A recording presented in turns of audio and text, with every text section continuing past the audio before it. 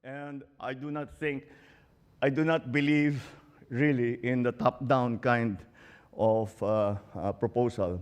Kailangan namin marinig kayo. Meron kaming overall plan. Pero the way to achieve to be successful with our overall plan needs the inputs of local government, of the cities, of the municipalities, or even down to the barangay.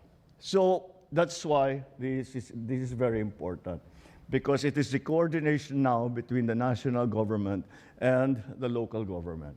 And that is why kailangan na magtutulungan tayo. Magtulungan tayo at ipakita natin na may mga lingkod bayan na tapat, na may kakayahan at tunay na naglilingkod sa bayan.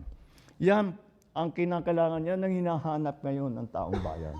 Dahil siyempre, kahit papano,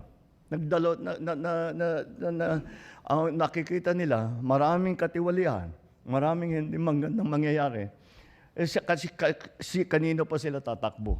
I'm sure, kahit bago pa nangyari lahat ito, meron mga nagsusumbong na sa inyo, nagsasabi, boss, meron silang ginawa rito. O meron daw ditong tulay, wala naman tulay na ginawa.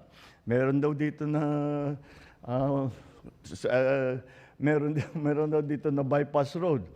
Ginawa lang mga 200 meters. Dapat 9 kilometro yan. Yun, all of those things, those we need to hear about. And those we need for you to say, hindi pwede, you go there, hindi pwede. Hindi na pwede, can you imagine, itong flood control na nagkagulo-gulo? Can you imagine? Yung mga mayor, yung pag pinupuntahan, dahil pumutok na nga lahat ito.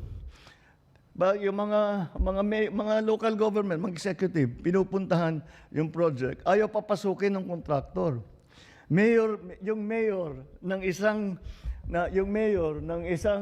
LGU, ayaw papasukin doon sa lugar kung saan may dapat na project. Ang hindi nagpapapasok, yung contractor, may dala pang pulis, pambira. Baliktad na ang mundo kapag nangyayari yun. Hindi na talaga dapat yun. Kaya wag kayong, you speak up, magsalita kayo, magsabi kayo. Pagka yung totoong-totoo, yung aking hiniling sa ating mga kababayan, hindi lamang sa mga ordinary citizens, kundi kayo na rin. Isumbong ninyo sa Pangulo kung ano man ang nakikita ninyo, ayaw na natin yan, hindi na tayo papayag dyan, gagawin natin ang lahat para matigil na lahat yan.